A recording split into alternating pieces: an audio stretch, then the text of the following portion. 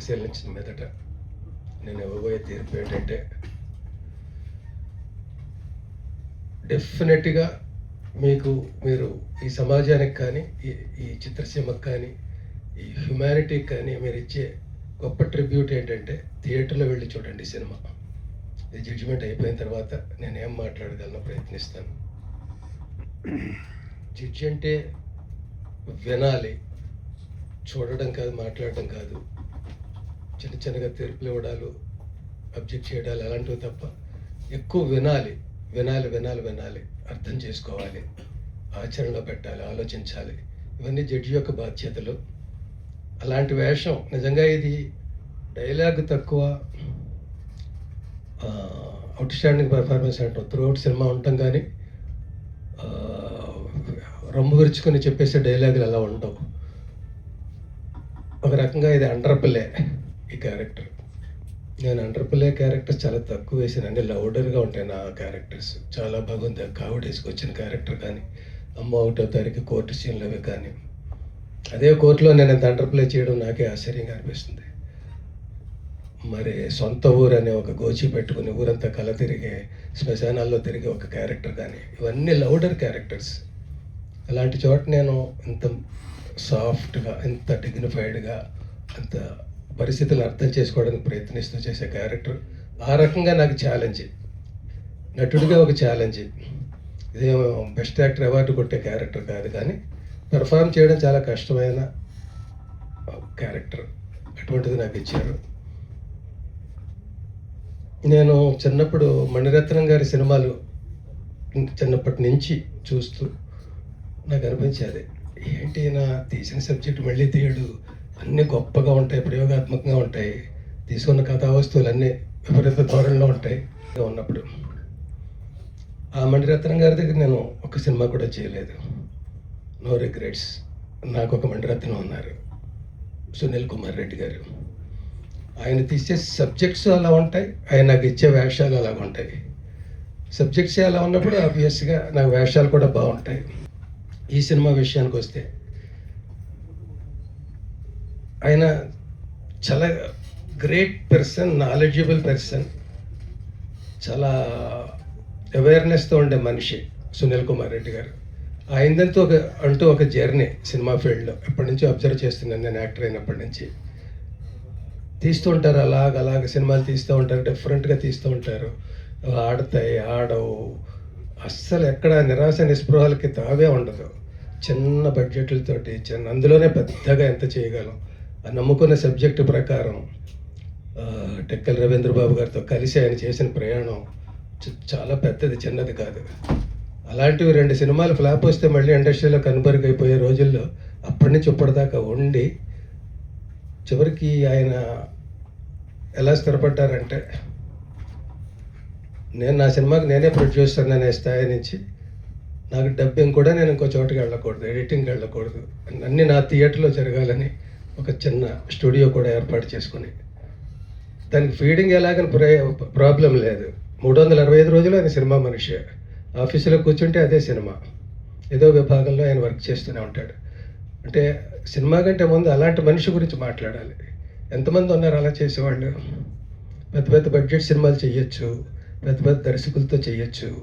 ఇలాంటి చిన్న సినిమాలు నాన్ స్టాప్గా జయాపజయాలతో సంబంధం లేకుండా ఇదే నా ఊపిరిని ప్రయాణం చేసేవాళ్ళు ఎంతమంది ఉన్నారు? వాళ్ళకి జయాపజయాలతో సంబంధం లేదు, చరిత్రలో మిగిలిపోయేది వీళ్ళే. డబ్బు సంపాదించవచ్చు, ఇంకోటి సంపాదించవచ్చు, కానీ చిరస్థాయిగా పేరు సంపాదించేది మాత్రం ఇలాంటి వాళ్ళే. ఆయన తీసిన ఈ సినిమా ఇది నిజానికి నాకు నిజంగా నా క్యారెక్టర్ తగ్గట్టుగానే నేను కూడా సిగ్గుపడుతూ చెప్తున్నాను.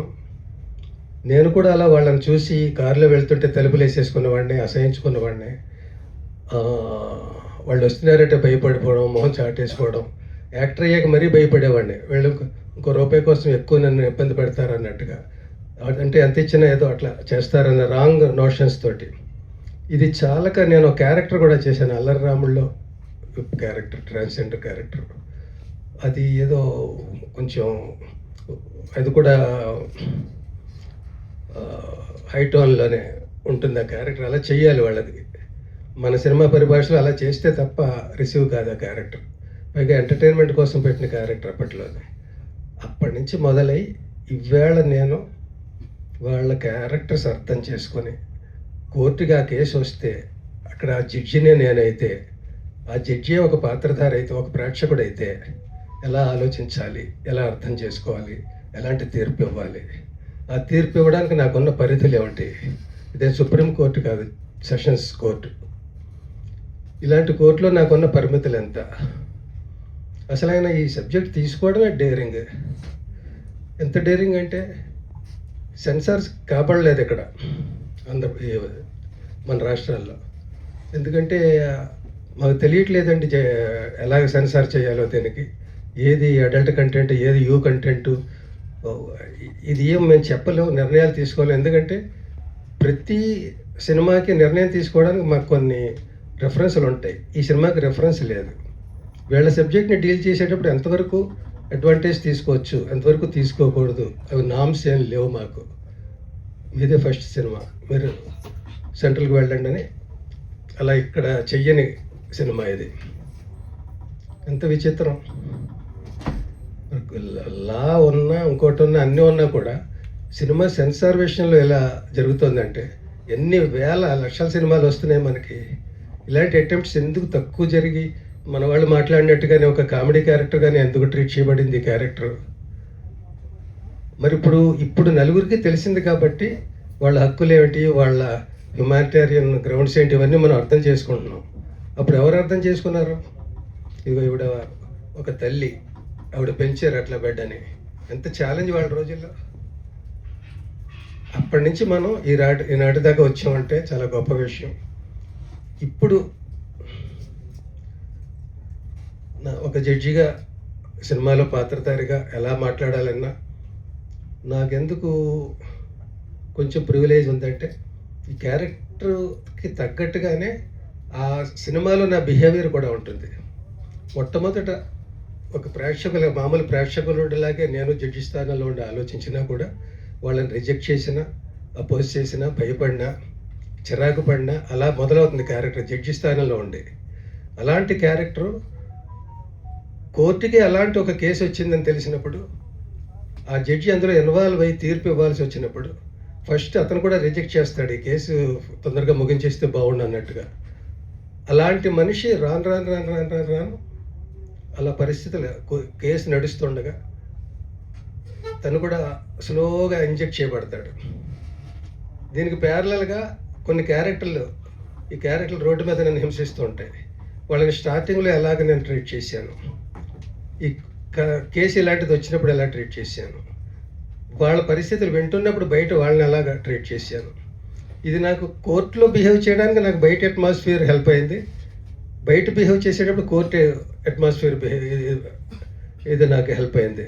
అలా చివరికి నేను వాళ్ళ ఇళ్ళకి వెళ్ళి, వాళ్ళ పర్సనల్ లైఫ్లోకి వెళ్ళి, వాళ్ళ ఫెస్టివల్స్ అవి నేను అందులో పార్టిసిపేట్ చేసి, నేను కూడా ఒక ప్రేక్షకుడిగా వాళ్ళ జీవితాల్లో రియల్ లైఫ్లో సినిమాటిక్గా కాదు అవి చూసి సినిమాల్లో కోసం వెళ్ళి పర్సనల్గా చూశాను. సినిమాల్లో సీన్లు ఉన్నాయి, అట్లా ఆ సీన్ల కోసం వెళ్ళి వాళ్ళతో గడిపాను నేను. అప్పుడు నేను ఎలా ఫీల్ అవుతాను. అలా మనం ఇప్పుడు ఈ సమస్య, ఇది సమాజ సమస్య ఇంత రహస్యంగా ఉంచబడుతుందంటే, వాళ్ళ బిహైండ్ ది కర్టెన్ స్టోరీ ఏంటో జనాలకు తెలియదంటే, మనం తెలుసుకుని తీరాలనుకుంటే మనం అన్ని విషయాల గురించి తెలుసుకుంటాం. వేళ 2 ఏళ్ల పిల్ల దగ్గర నుంచి 80 ఏళ్ల వరకు దాకా అందరి దగ్గర సెల్స్ ఉంటున్నాయి, సెల్ ఫోన్స్. చూడొద్దని అందరూ చూసేస్తున్నారు. ఇంట్లోనే ఉండి ఈ సెల్ ఎలా ఉంటుంది, ఆ సెల్ ఎలా ఉంటుంది, ఇంకో సెల్ ఎలా ఉంటుంది, అక్కడే చూసేస్తున్నారు అందరూ, ఎవరికి కావాల్సింది వాళ్ళు. అలాంటిది ఈ సబ్జెక్ట్ ఎందుకు చూడరు? చూడొచ్చు, తప్పులేదు. చూస్తేనే ఎక్కువ అవేర్నెస్ ఉంటుంది. ఒక కష్టం నీళ్ళలో దూకినప్పుడే బయటికి ఎలా రావాలనేది మనకు తెలుస్తుంది. అలాగా ఏవేవో చూసే బదులు ఇలాంటి సబ్జెక్టులు చూస్తే అవేర్నెస్ పెరుగుతుంది. తర్వాత అలాగే సెల్ ఫోన్లో చూద్దామని కాకుండా థియేటర్కి రావాలి. నేను ఎందుకంటున్నానంటే ఈ థియేటర్ని, అంటే మిగతా సబ్జెక్టులు వాళ్ళ ప్రాబ్లమ్స్ అందరూ మాట్లాడారు కాబట్టి నేను డిఫరెంట్గా ఏం మాట్లాడగలనని ప్రయత్నిస్తున్నాను. రేపు 19వ తారీఖు సినిమా రిలీజ్ అయినప్పుడు తర్వాత చూద్దాంలే, ఎలాగో ఓటీటీకి వస్తుంది, ఇలాంటి రాంగ్ నోషన్స్ కాకుండా రాక ఇలాంటి సబ్జెక్ట్ వచ్చినప్పుడు మన బాధ్యతగా మనం అలా బిహేవ్ చేయాలి. 19వ తారీఖుని సినిమాకి వెళ్ళిన వాళ్ళు హీరోలు, హీరోయిన్లు నా దృష్టిలో. ఎందుకంటే లిమిటెడ్ థియేటర్స్లో టు స్టార్ట్ విత్ రిలీజ్ చేస్తున్నారు. ఇది పెద్ద 400 థియేటర్లు రిలీజ్ చేసే సినిమా కాదు కదా. తక్కువ థియేటర్లో చూజీగా సెలెక్ట్ చేసుకొని అరే ఆ సినిమా చూడాలి అనుకుని బయలుదేరి వెళ్ళే వాళ్ళ కోసం తీస్తూ అలా అలా అలా అలా అలా దాన్ని పెంచాలనేది కాన్సెప్ట్. కానీ ఎక్కడో శ్రీకాకుళంలో ఉంటాడు, హైదరాబాద్ సెంటర్లో ఉంటాడు. ఇప్పటికీ అక్కడ ఉండి ఉద్యోగం చేసుకుంటూ సినిమా మీద అంత ప్యాషన్తో అతను ఎలా పరిచయం అయ్యాడో కానీ అతని పేరు రమణ, పూర్తి పేరు ఇప్పటికీ నాకు తెలియదు. మేమిద్దరూ ఏ సినిమాలోనూ పోనీ ఎల్బి అనే సినిమా ఏం రాలేదు ఇండస్ట్రీలో. సాక్షి రంగారావు అనిపించుకోవడానికి సాక్షి సినిమా రాలేదు, వచ్చింది, అలాంటిది రాలేదు ఇక్కడ. ఎల్బి అనే సినిమా రాకపోయినా అతని పేరు ఎల్బి రమణ అని పెట్టుకున్నాడు. ఏంటో మరి రాగానే గురువు గురువు అంటాడు, ఏమి ఇచ్చానో గురువు తెలియదు నాకు.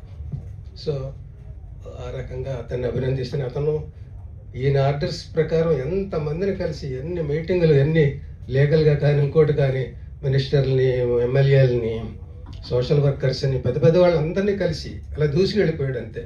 ఈయన చెప్పడం ఆలస్యం అని చేసేయడం. చాలా కష్టపడ్డాడు. అందరి కష్టం ఫలించి ఇలాంటి సినిమాలు ఇవి హిట్ అయితే మా మణిరత్నం గారి దగ్గర మాకు మంచి మంచి వేషాలు ఇంకా వస్తాయి.